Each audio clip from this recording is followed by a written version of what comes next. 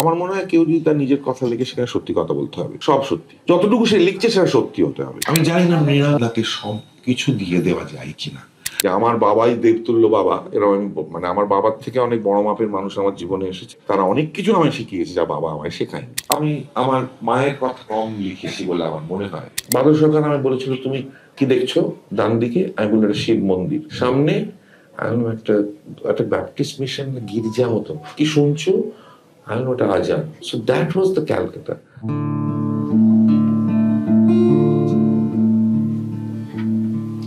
চুপি চুপি রাত নেমে এলে পরে ভাঙা জানলার শার্সিটা খুলে যায়,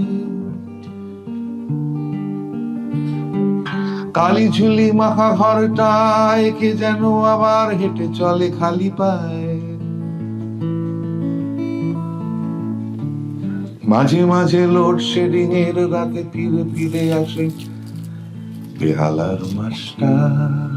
আসলে আমরা যারা কলকাতা শহরে আস্তে আস্তে বড় হচ্ছি, যে কলকাতা শহরকে দেখেছি বিশেষ করে 80-র দশকে এবং 90-এর দশকের পর থেকে তো কলকাতাটা পাল্টে যাচ্ছে। অঞ্জনদার লেখার মধ্যে সেই পুরনো কলকাতাকে বারবার পড়তে গেলে বারবার সেই কলকাতাকে দেখতে পাই। অঞ্জনদার সঙ্গে যখন কথা বলি, যখন গল্প করি, সেই পুরনো কলকাতা, পুরনো দার্জিলিং, তার ছবিগুলো যখন বলেন তখন ছবিগুলো একটা সামনে অদ্ভুতভাবে ফুটে ওঠে। তার লেখার মধ্যেও সেই বিষয়টা আছে। আজকের এই অনুষ্ঠানে আমরা পরিচালক অপর্ণা সেনকে মঞ্চে আসতে অনুরোধ করি। দীর্ঘদিন তিনি সম্পাদনার কাজ করেছেন। কিছুদিন আগে শ্রীজাতর 50 বছর উপলক্ষে অপর্ণা সেন একটি ছোট্ট বক্তব্য দিয়েছেন। আমি বলেই দিচ্ছি, হ্যাঁ, একটা কবিতা লিখেছে বলেছিল, তো আমি খুব আশায় কি লিখেছে অ্যাকচুয়ালি 2 লাইনের কবিতা লিখেছিল, ছোটবেলার ক্রাশ বড়বেলার ত্রাস। সেটাতে আমি খুব দুঃখিত হয়েছি। লেখক অঞ্জন দত্ত, যার আজকে বই প্রকাশিত হবে, তাকে মঞ্চে আসতে অনুরোধ করি। আর এই গ্রন্থের যিনি প্রকাশক সুধাংশু শেখর দে, তাকে মঞ্চে আসতে অনুরোধ করি। পরিচালক অপর্ণা সেন, অঞ্জন দত্ত এবং সুধাংশু শেখর দে, 3 জনের হাতে আমরা বইটি তুলে দিচ্ছি। পাড়াপড়শিরা সবাই জানে আসে যায় সেই কালো সাহেবের ভূত। আমি অনুরোধ করব প্রকাশক সুধাংশু শেখর দেকে দু এক কথা বলার জন্য। আজকে খুব মানে এসে খুব আনন্দ হচ্ছে যে এমন 2জন মানুষকে পেয়েছি, আর সেই মানুষদের নিয়ে আজকে বই প্রকাশিত হচ্ছে এখানে। বিশেষ করে অঞ্জনবাবু এই বই প্রকাশের ব্যাপারে কিন্তু প্রত্যেক বছর বেশ কয়েক বছর ধরে একটার পর একটা বই করে চলেছেন, আর এমন ভাবে অপু মোটামুটি লেগে থাকে যে বইমেলা হলেই অঞ্জনবাবু একটা বই চাই। এই পরিচালনা সূত্রেই আসলে অঞ্জনের সঙ্গে আমার ঘনিষ্ঠতা। অঞ্জনের সম্বন্ধে 2 কথায় কিছু বলা খুব মুশকিল, কারণ এরকম বহুমুখী প্রতিভা দেখা যায় না। গান লেখা, গান গাওয়া, সাংবাদিকতা, গ্রুপ থিয়েটার, স্ক্রিপ্ট লেখা, ছবি ডিরেক্ট করা, অভিনয় করা তো আছেই, নাটকে, ফিল্মে। অঞ্জনকে আমার নিজের পরিচালনায় অঞ্জন কাজ করলে আমার ভাল লাগে, এবং এছাড়া অঞ্জনের সঙ্গে অভিনয় করতে আমার ভাল লাগে, কারণ অঞ্জন সেই খুব অল্প সংখ্যক অভিনেতাদের একজন যে যখন সংলাপ বলে তখন মনে হচ্ছে তক্ষুনি ভেবে বলল, যে তোমাকে দেখছে যে তুমি সব ঠিকঠাক করছো কিনা, একদম অবজার্ভার হিসেবে তোমায় দেখছে। আর একটা হচ্ছে যে তাকে ভুলে গিয়ে অভিনয়টা স্বতঃস্ফূর্তভাবে করছে, ওটা আবার ভুলেও যেতে হবে, ভুলে না গেলে ভীষণ মুশকিল। সেটা যদি মনে থাকে তাহলে কিন্তু অভিনয়টা স্বতঃস্ফূর্ত হয় না। এই যে ব্যালেন্সটা, এটা অসম্ভব কঠিন, মানে বেশিরভাগ লোক পারে না, কিন্তু অঞ্জন সেটা পারে। যাই হোক, তো অঞ্জনের অনেক কিছু, জীবনের অনেকগুলো ফ্যাসেট সম্বন্ধে আমার খুব যে একটা গভীরভাবে জানা আছে তা না। সাক্ষাৎকারও নেয় খুব ভালো, আমার সাক্ষাৎকার নিয়েছিল, সেটা আবার কলকাতার বাইরে নিয়ে। এখন আমার আগ্রহ হচ্ছে আমি জানবো কত কি হয়েছে, বাদল সরকারের সঙ্গে কি হয়েছিল, কিভাবে কি করেছিল, এগুলো খুব আমার জানার ইচ্ছে, আমার খুব আগ্রহ অঞ্জনের বইটা পড়ার। এবং আমি জানি না এখানে কজন অঞ্জনের সম্বন্ধে কত কি জানেন, বিভিন্নভাবে অঞ্জনের বিভিন্ন মুখকে চেনেন, হয়তো 2-3টে মুখকে চেনেন, সবকটা মুখকে চেনেন না, অন্তত গভীরভাবে চেনেন না, তারা সবাই এটা পড়ে, থ্যাংক ইউ অপু এটা পাবলিশ করার জন্য, প্রকাশনার জন্য, এটা সবাই সেটা জানতে পারবেন। আমার মনে হয় যে সবাই খুব অধীর আগ্রহে অপেক্ষা করছে। এইসব মনে পড়ছে আজকে, এবং আমি অঞ্জনকে মানে অসম্ভব ভালোবাসা এবং শুভেচ্ছা জানাচ্ছি, অপুকেও, এবং এটা খুব ভালোভাবে বইটা খুব সফল হোক এটা আমি কামনা করছি। ধন্যবাদ। আমি অঞ্জনদাকে অনুরোধ করব এই অনুষ্ঠানটা এবার চালিয়ে নিয়ে যাওয়ার জন্য।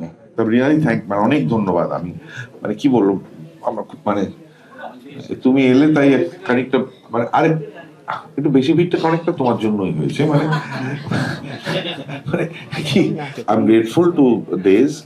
আমি আগেই একটা বলে রাখি তোমাকে যে এখানে এই বইটাতে আমি কিন্তু তোমাকে তোমার ফার্স্ট নামই লিখেছি, অপর্ণা বলছি, রিনাদি বলিনি, অপর্ণা দিও বলিনি, অপর্ণাই বলে মেনশন করেছি।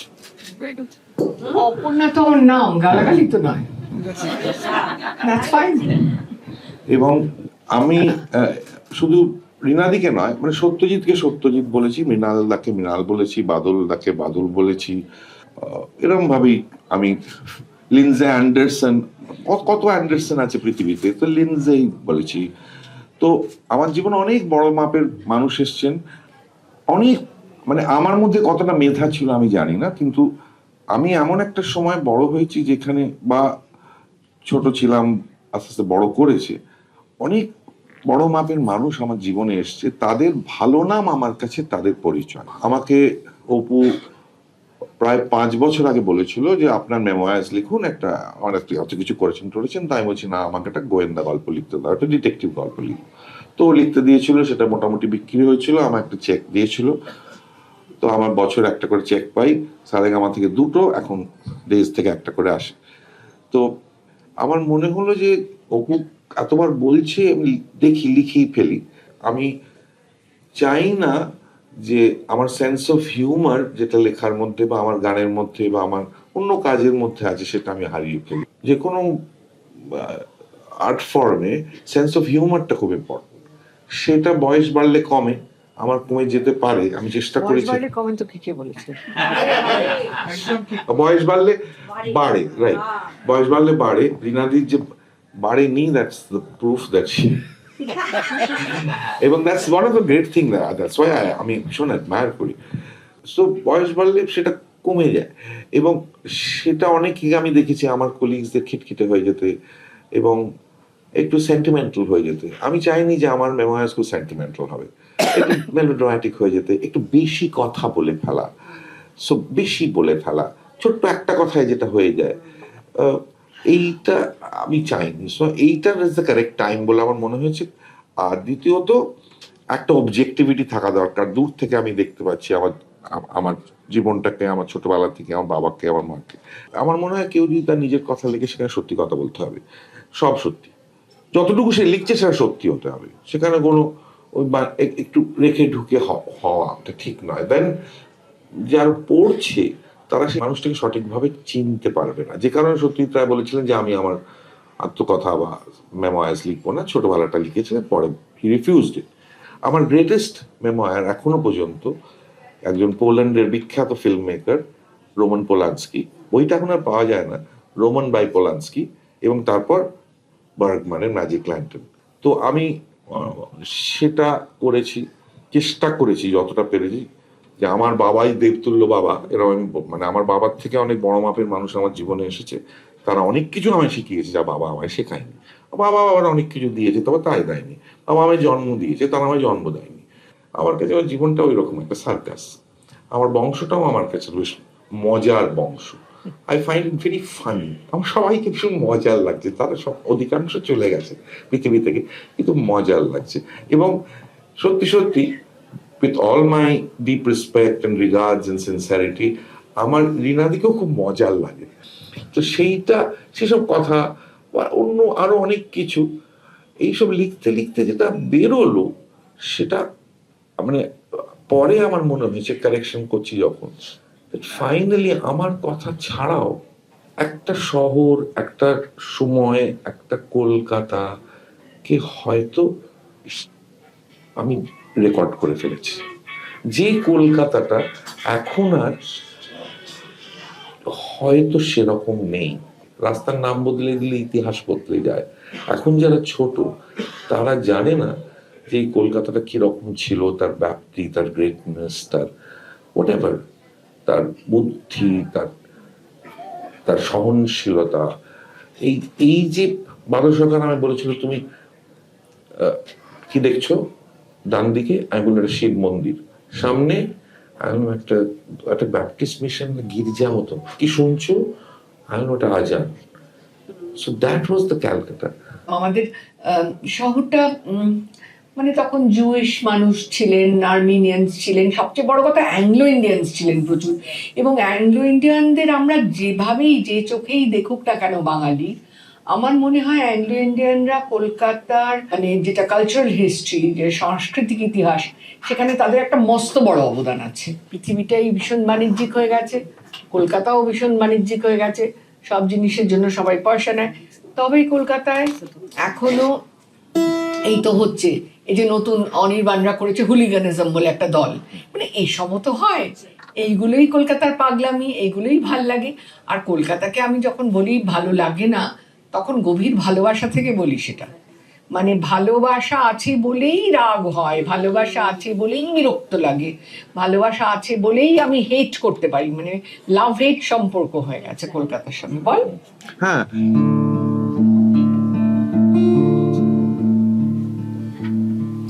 চুপি চুপি রাত নেমে এলে পরে ভাঙা জানলার শার্সিটা খুলে যায়, কালি ঝুলি মাখা ঘরটায় কে যেন আবার হেঁটে চলে খালি পায়ে। মাঝে মাঝে লোডশেডিং এর রাতে ফিরে ফিরে আসে বেহালার মাস্টার। পাড়া পড়শিরা সবাই জানে আসে যায় সেই কালো সাহেবের ভূত নাকি প্রেত, মরে গিয়ে বুড়ো হয়নি শান্ত, কে জানে কেন কিসে রাখে।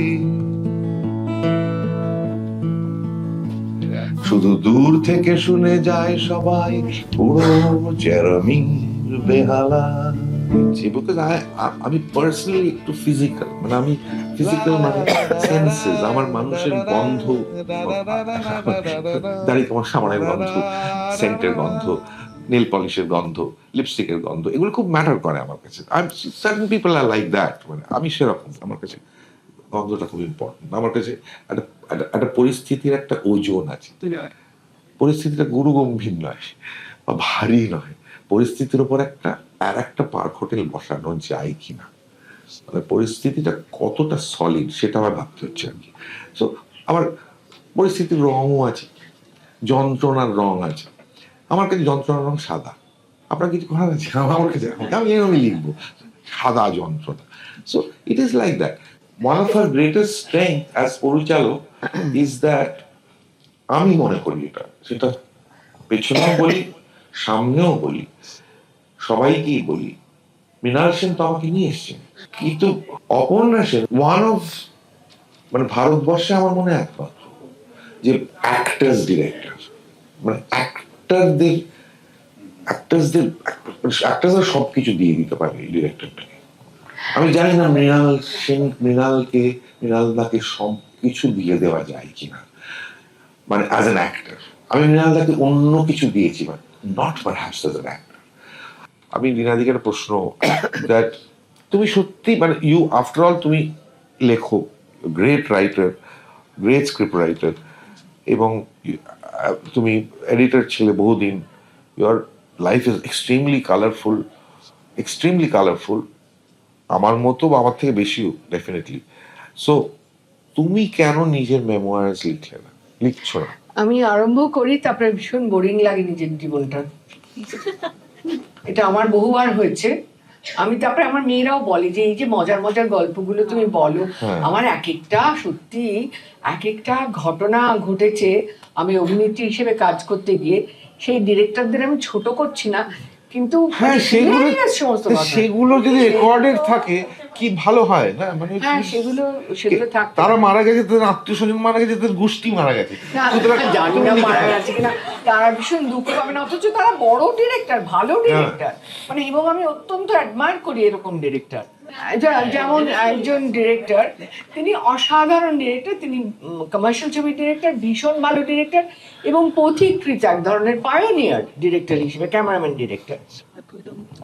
কিন্তু তিনি না কিছুতেই কিছু বলে উঠতে পারতেন না, মানে সবটাতেই হচ্ছে আরে ইসে আহা, আরে ওহো, আসো আসো এদিকে, কে কাকে আসতে বলছেন সেটা কিন্তু কেউ বুঝতে পারছে না, আসো এদিকে, ওহো, তখন থেকে আরে আসো, তারপরে আমরা না আমি আমি আমি বলতে গিয়ে কে আসবে, হ্যাঁ তখন হয়তো মেকআপ ম্যানের দিকে ডাকি, মেকআপ ম্যান বলছে আমি, তবে তখন থেকে ডাকছি, এলো এসে তখন এইটা কি, এইটা কি, কোনটা কি সেটা তো কেউ জানে না যে কোনটা কি, এইটা এইটা কি, এইটা কি, এইটা এইটা এইটা, তখন আমি বলে আমার মনে হয় ওই যে চোখের অযোধ্যা চোখের তলার এই নামটাও বলে ফেলাম, চোখের তলার কালি কালি বাড়াতে হবে, তখন বললেন তাহলে তখন থেকে কি বলছি, আচ্ছা তখন থেকে তুমি কিচ্ছু বলেননি।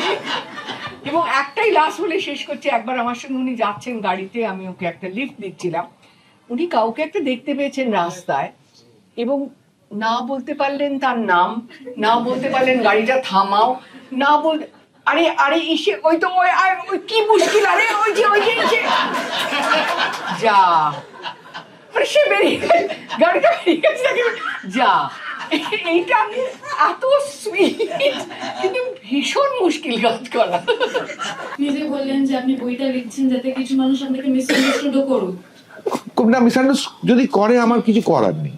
হ্যাঁ, তো আপনার মতে আপনার কোন পরিচালনা করা সিনেমা বা রোল আপনার মনে হয় যে সেটা দর্শক মিসআন্ডারস্টুড করেছে? আমি না ওইভাবে, আমি জানি না আমার কোন রোলকে ভুল বুঝেছে, আমি সেসব নিয়ে ভাবিনি। দেখুন দত্ত ভার্সেস দত্ত না, মানে গাঁজাখুরি গপ্প। হ্যাঁ আপনারা ভাবতেন কারণ আপনারা গাঁজা পছন্দ করেন। হ্যাঁ না না না, অজস্র লোক, আপনার স্ত্রীর নাম কি বেলা বোস, তারা পছন্দ করে, তারা গুল পছন্দ করে, তারা মিথ্যে পছন্দ করে। দত্ত ভার্সেস দত্ত কখনোই আমার জীবনী নয়, পরিষ্কার ভাবে লেখা আছে, অল ক্যারেক্টার্স আর ফিকটিশিয়াস, এটা ওটা সেটা সমস্ত লেখা আছে।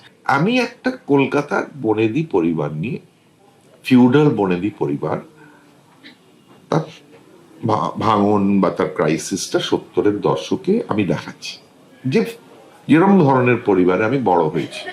আমার বাড়িটা ওরকম নয়, আমার বাবার কোনো অনুমাসী ছিল না, আমার বড় দিদি এখানে বসে আছে, ছাতে উঠে ধেই ধেই করে কারোর সঙ্গে নাচি। এটা সিনেমা, আমি আমার নিজের কল্পনা দিয়ে তৈরি করেছি, সেখানে কিছু কিছু পার্সোনাল টাচ, যে কোনো অ্যাক্টরের একটা পার্সোনাল টাচ থাকে, সেটা লোকে যদি মনে করে যে আমার ক্রিমিনাল ভার্সেস ক্রিমার কারোর জীবনী, তাহলে তারা দত্ত ভার্সেস দত্ত জীবনী নয়, নট এট অল। আমি যদি বলি যে বাউন্ড কানেকশনের মধ্যেও আমার ব্যক্তিগত জিনিস ঢুকে আছে, ব্যাডলি বাঙালির মধ্যেও আমার ব্যক্তিগত জিনিস ঢুকে আছে, আছে। তো না, অটোবায়োগ্রাফি আমার পক্ষে লেখা সম্ভব না, আমি লিখতে না না রেখে যাবেন, আমার মনেই নেই, it's not possible. See it's not possible for everybody to be Charlie Chaplin or everybody to be, ওইভাবে নিজের আত্মজীবনী লেখাটা ইজ ইম্পসিবল, ডেট ওয়াইজ লিখতে হবে। There is a difference, technical difference, যে আত্মজীবনী আর আত্মকথার মধ্যে টেকনিক্যাল ডিফারেন্স, যে পর পর পর পর পর পর পর পর পর পর লিখতে পারা, সেইটা আমার পক্ষে করা, সেই ক্ষমতা আমার নেই। আপনার এতগুলো স্বপ্না, অভিনেতা, পরিচালক, গায়ক, আরো কত কি, মানে এই তিনটে আমরা ভীষণভাবে জানি, এর মধ্যে কোন সত্তা বা কোন আইডেন্টিটিটা আপনি সবচেয়ে নিজে মানে আকর্ষণীয় বোধ করেন বা ইন্টারেস্টিং, আপনি করতে বেশি এনজয় করেন? না, আমি এতগুলো হতে পারতাম না যদি আমি এগুলো এনজয় না করতাম। আমি আই এনজয় এভরিথিং, এটা লেখার দরকার ছিল, বিকজ কারণ আমি বিজ্ঞাপনে চাকরি করেছিলাম, I enjoy making ads, I enjoy writing body copy, আমার লিখতে ভালো লাগে, গান আমি লিখেছি, স্ক্রিপ্ট আমি লিখেছি, নাটক আমি ট্রান্সলেট করেছি, লিখতে আমার খুব ভালো লাগে। এবং সামহাও আমার মানে আমার নিজের একটা স্টাইল আমি খুঁজে পেয়েছি বলে আমার লিখতে ভালো লাগছে। আমার যদি নিজের স্টাইল আমি না খুঁজে পেতাম তাহলে লিখতে ভালো লাগতো না। প্রথম আমি লিখে দিলাম, অপু বললে এটা কি এইটুকু, এটা 100 পাতা, এটা মেমোয়ার 100 পাতা হয় নাকি, এটা ছোট গল্প লিখছেন আপনি? 100 হতো না, আরো কম। তাই বললাম কত হবে, বললো 350 মিনিমাম, তার কম হয় না। এখন 300-300-র ওপর লিখে আমার মনে হচ্ছে অপু ইজ রাইট, কারণ আমি সব কথা লিখিনি, অনেক কিছু লিখিনি। রিয়াদির সঙ্গে কথা বলতে আমার অনেক কিছু লিখি, অনেক কিছু মিস করে গেছি, কিন্তু কিছু করার নেই। যেগুলো এসেছে, যেগুলো মানে এটা তো আর অটোবায়োগ্রাফি নয়, অমুক সালে আমার জন্ম হয়েছিল, তমুক সালে আমি পড়েছিলাম, আস্তে আস্তে আস্তে মেমোয়ার্স তো ছোটবেলা, বড়বেলা, বিয়ে হয়ে গেছে, তারপর আবার ছোটবেলা, তারপর এরকম ভাবে হয়েছে। সো এটা এলো পাতাড়ি ভাবে আর কি। সো আমি আমার মায়ের কথা কম লিখেছি বলে আমার মনে হয়। আমার আরো অনেক কিছু হয়তো লিখিনি, সেটা হয়তো পরে যদি দেখা যায়, কিন্তু এটা যদি ভালো লাগে সকলে, আমি তাহলে আমার খুব ভালো লাগবে। আমি এটা পেয়ে গতকাল অপুকে বলেছিলাম এটা আমার একটা সিনেমার মতো। কে জানে কবে ভেঙে দিয়ে এই রঙিন সারসি পুরনো কড়িকাঠ, বসবে বাজার, ব্যাংক, নিয়ন আলো, দোকানপাট জমজমাট। তবু মন বলে চলে যাবে না ফুরিয়ে কোনোদিন পুরনো কলকাতা। অলি গলি তুমি গান পেতে দেখো, শুনতে পাবে চেরমির বেহালা।